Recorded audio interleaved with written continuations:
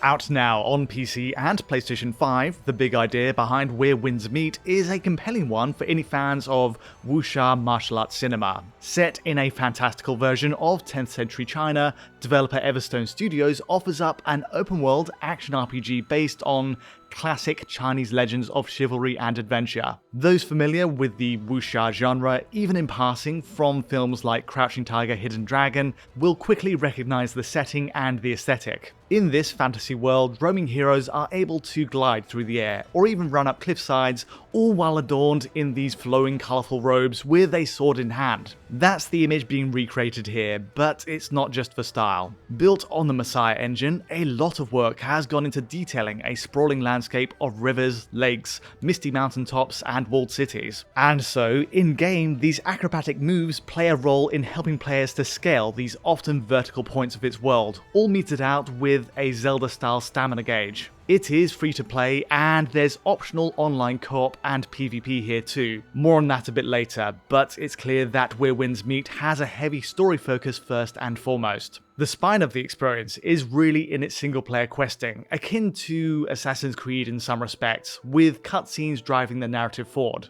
In this video brought to you by Where Winds Meet and Digital Foundry then, I'll be taking a look at how Everstone Studios realizes this wuxia open world setting, how its motion capture translates to in-game combat, the cinematics, and also a look at its online features. It's all shown here running at 4K, at max settings on an RTX 4080 equipped PC, but I'll also be checking out PS5 Pro's ray tracing features and PSSR support later on. So let's get started.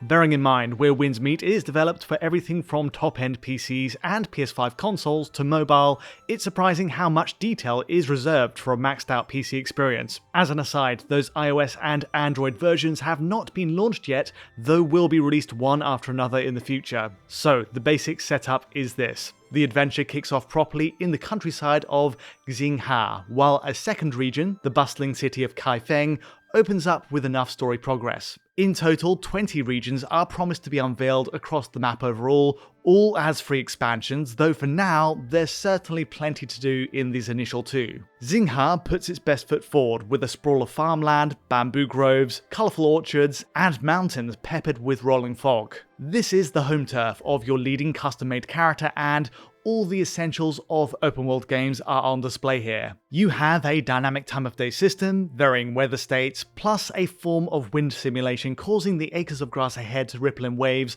along with clothing and hair. In very select areas, these wind physics are even applied to fallen leaves, letting them swirl around each weapon strike. Another nice touch here is the way fire attacks affect foliage, causing grass to gradually scorch in an outward pattern from the initial striking point. And finally, looking to the skies, a dynamic cloud system also allows for patches of shade to project to the ground, while a similar volumetric fog effect is also used in woodland thickets to create an otherworldly effect. All tied together, there are some serious visual highlights on show here, right away in the very first region.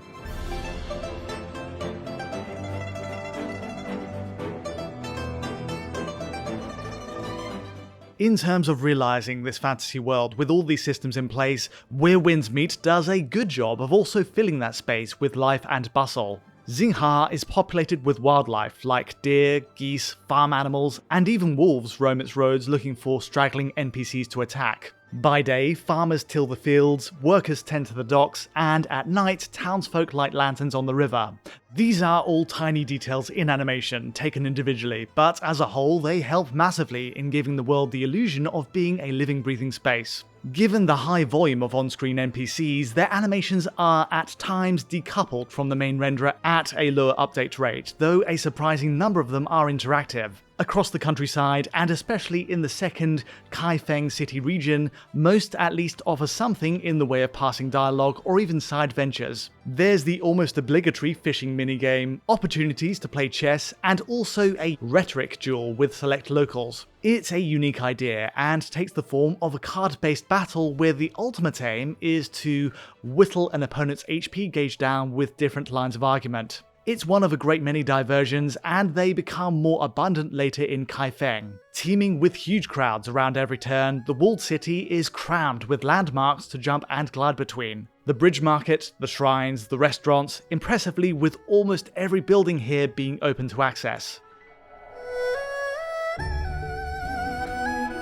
The second pillar of Everstone Studios' work here is the combat. Action choreography is handled by Stephen Tung, a multi-award winner whose credits include a string of Hong Kong action movies from its 80s and 90s golden age. A great deal of that expertise feeds into the game's cinematics here, with motion capture of multiple weapon disciplines. Rendered in-engine, the capture data offers a starting point for the animators, a basis in reality that's then heightened, punched up for style, with characters running up bamboo stems and dueling mid-air in a true gravity-defying wuxia fashion. It's often spectacular stuff, and that motion capture is also crucial for creating the game's fluid movement in combat. Mechanically, the camera, targeting system, and movement will be familiar to fans of the Souls series, of course. As expected, a stamina bar is metered out to allow dodges, blocks, and ripostes with precise timing, and on the offensive front, there's a total of 12 traditional styles to unlock, with weapons ranging from swords and umbrellas to rope darts and spears. Each weapon has multiple special moves, mapped to a face button with a cooldown, while extra abilities are learnt on top through mimicking wildlife found across the world.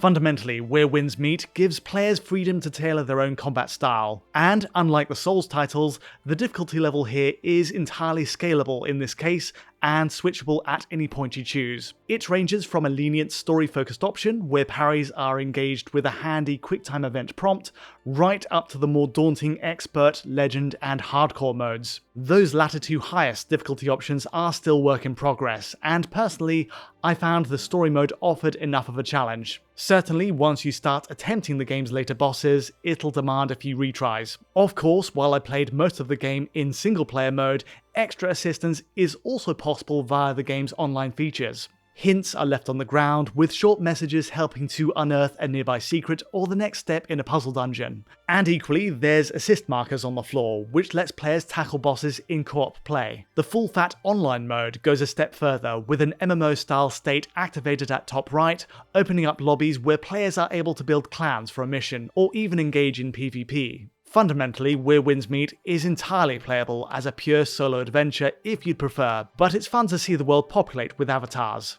The team at Everstone is also firm on the point that no microtransactions are needed here, and it does well to avoid a pay-to-win model. Rather, the shop section is purely focused on cosmetics, different costumes, dyes, poses, weapon styles, and more, which are quicker to access via monthly and battle passes. Amusingly, the community-created characters are free to use and arguably offer the most radical changes. Right at the start of the game, you're given an in-depth character creation tool, which seems to have opened the gate to some truly weird and wonderful creations.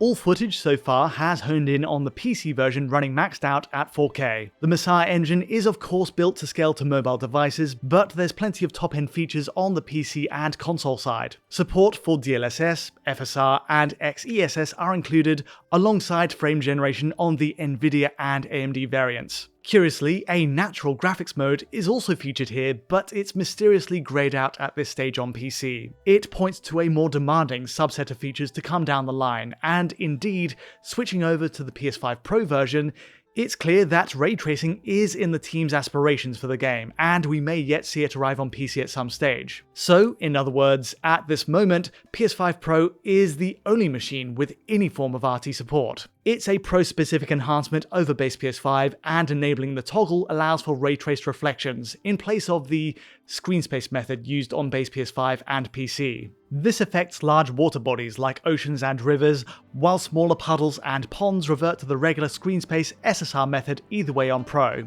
Still, it's a neat extra for those that want to see where the game's technology is headed. It's also worth noting that the PlayStation Store page confirms PSSR is in use for Where Winds Meet, with PS5 Pro reconstructing a 4K image from what appears to be a 1440p base. In comparison with PC, fully maxed out at 4K, the result holds up well overall given the lower base resolution here.